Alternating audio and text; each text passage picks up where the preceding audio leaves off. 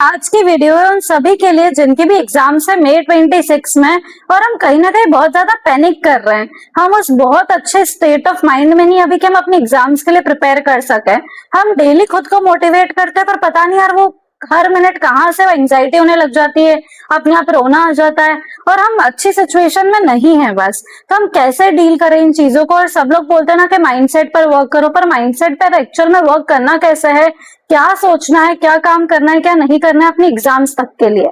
Sir मैंने आपको बताया हुआ है कितनी ही बार के मैंने अपनी एग्जाम्स क्लियर करी थी 45 डेज में, सीए फाइनल की और सीए इंटर की। और ये ऑफ कोर्स मैं ये तो नहीं बोल सकती कि मैंने कोई बहुत एक्सट्रीम पढ़ लिया, तो ऑब्वियसली मेरी 45 डेज में कैपेसिटी थी और मैं उतना ही पढ़ पाई थी।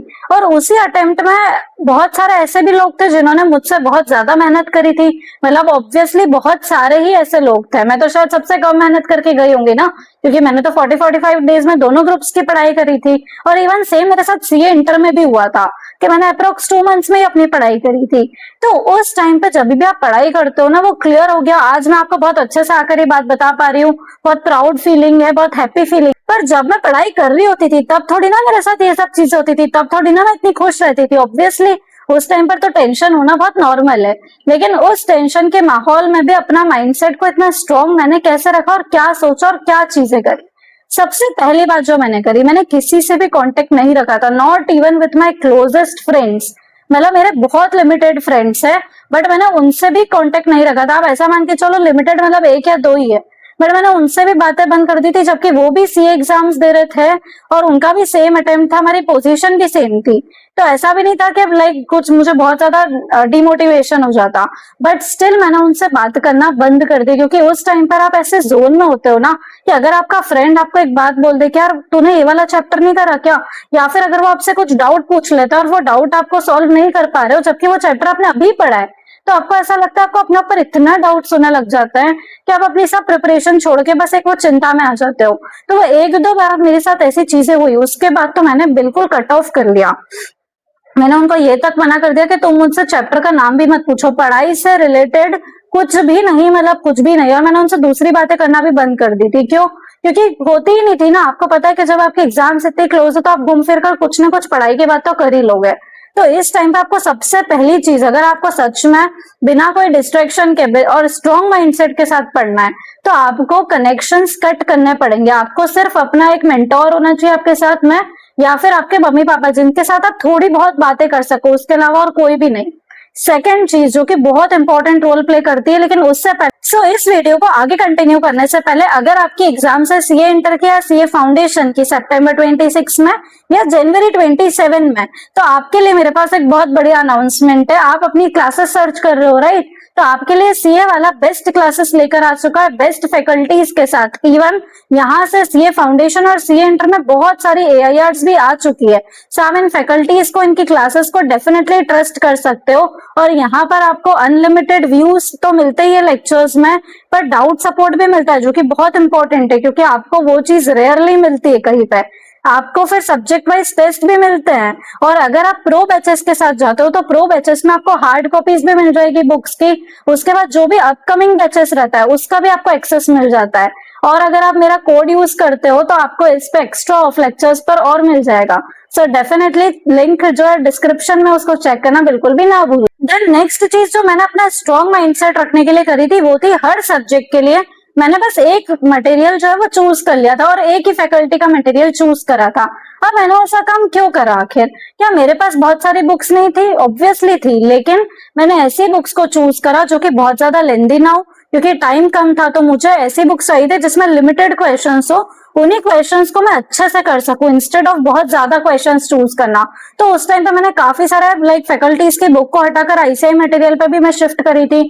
फिर जो थ्योरी सब्जेक्ट थे जैसे कि ऑडिट हो गया, उसमें मैंने फैकल्टीज की बुक चूज करी थी। आईटीटी के लिए तो मैंने चार्ट बुक रेफर करी थी और क्वेश्चन बैंक रेफर करी थी।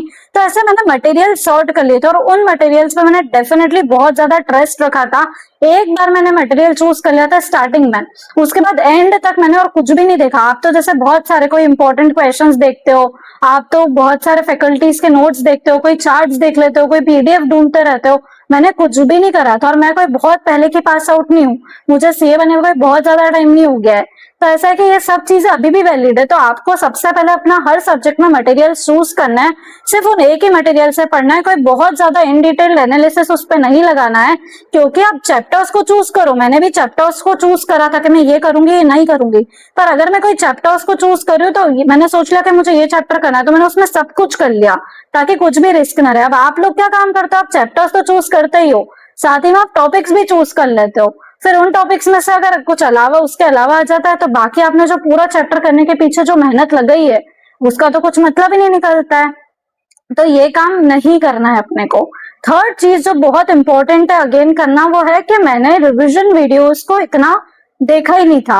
ऑफ कोर्स मेरे भी लेक्चर्स बहुत पहले देखे हुए थे, मुझे भी कुछ चीजें समझ नहीं आती थी, बट मैंने वो पैसिव काम करने से अच्छा, क्योंकि कुछ लोग ऐसा रिविजन वीडियो लगाकर बैठे रहते हैं या फैकल्टीज क्वेश्चन सॉल्व करवा रहे हैं वो साथ साथ में कर रहे हैं, आपको पता नहीं है लेकिन आप उन पर कहीं ना कहीं डिपेंडेंट हो रहे हो। आपको लग रहा है कि मैं कंसेप्ट सुन रहा हूँ और क्वेश्चंस तो मैं खुद से सॉल्व कर रहा हूँ। अरे लेकिन भाई वो जो क्वेश्चन सॉल्व करना कैसे वो फैकल्टी ने आपको बता दिया ना तुरंत, आपने अपना दिमाग क्या लगाया, और आपको फिर नेक्स्ट टाइम जब वो रिविजन वीडियो देखने को नहीं मिलेगी तो आप तो बुक को उठा ही नहीं पाओगे, क्योंकि आपको तो फियर हो गया है कि अरे मैं खुद से तो कर ही नहीं सकता हूँ। और 1.5 डे में आपको इतना टाइम मिलेगा कि आप वो रिविजन वीडियो सारी वापस देख पाओ, तो उस टाइम पर आप क्या करोगे फिर। तो अभी से वही काम करो जो आप उस टाइम पर कर सको। तो मैंने रिवीजन वीडियोस बहुत लिमिटेड चैप्टर्स या टॉपिक्स की देखी थी जो मुझे बिल्कुल ही समझ नहीं आ रहे थे, अदरवाइज वो सब मैं अवॉइड करती थी। मैंने एक सिंपल काम करा था कि जितनी चीजें मुझे समझ में आ रही है मैंने उतनी समझी, जितनी मुझे समझ नहीं आ रही है मैं उनको छोड़ती तो कुछ भी नहीं थी। लाइक मैं कोई चैप्टर कर रही हूँ तो मैं सारे इक्वेशंस कर रही हूँ उसमें, फिर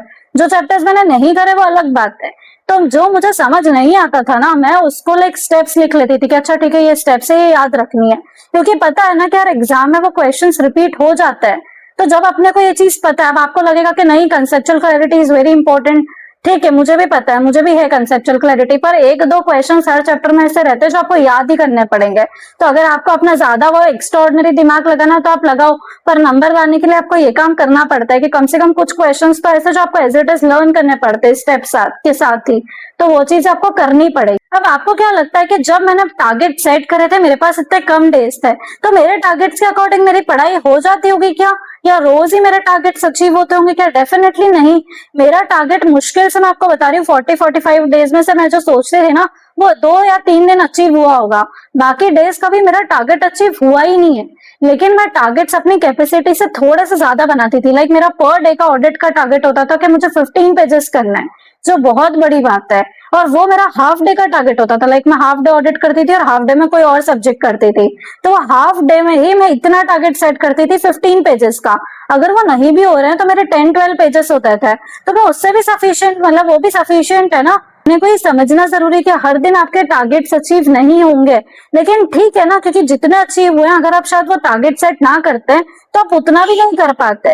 तो अपने को बहुत स्ट्रॉन्ग रहना पड़ता है वहां पर कि ठीक है जितना अचीव हुआ उतना अच्छे से हुआ, उसी का अपन रिविजन करो, फिर नेक्स्ट टॉपिक पर अपन आगे बढ़े। ज्यादा से ज्यादा क्या होगा, 2 से 3 टॉपिक्स कम होंगे जो अपन डिसाइड करेंगे, चलेगा, लेकिन जितना हुआ है उसको रिवाइज करना और आराम आराम से डेली करना। क्योंकि अभी आप ये जो काम करते हो पैनिक करके, आप तो अपना नेक्स्ट 2-3 दिन वेस्ट कर लेते हो उससे, पर उससे तो बेटर ही है ना मेरी सिचुएशन। भले मेरा कम हुआ लेकिन मैंने डेली कंसिस्टेंटली पढ़ाई करी है। I can bet on this के 40-45 डेज में से मेरा एक भी दिन वेस्ट नहीं हुआ था।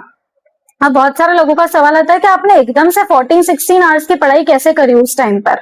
तो ऑब्वियसली मैं पहले से ये पढ़ाई नहीं कर रही थी, वरना मुझे इतने लास्ट डेज में पढ़ने की जरूरत ही नहीं पड़ती ना। बट मेरा एक सिंपल सी चीज थी, अगर मैं वो टारगेट सेट करके चलती ना कि मुझे इतने आवर्स पढ़ना है, तो मैं कभी भी नहीं पढ़ पाती।